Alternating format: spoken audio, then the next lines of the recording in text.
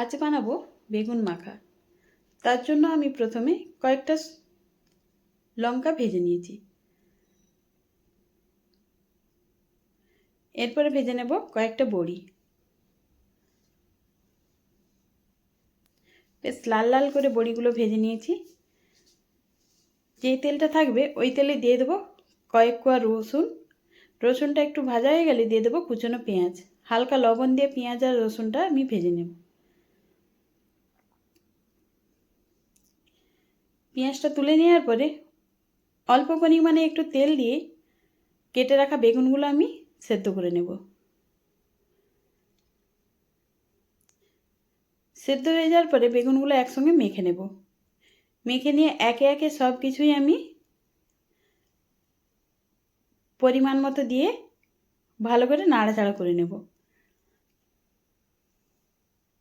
যেমন বড়িগুলোকে গুঁড়ো করে দিয়েছি, চিলি ফ্লেক্স, পেঁয়াজ, রসুন সব কিছু দিয়ে ভালো করে আমি মেখে নেব। আপনি গরম ভাত বা রুটির সঙ্গে পরিবেশন করুন, সত্যি আর কিছুই লাগবে না।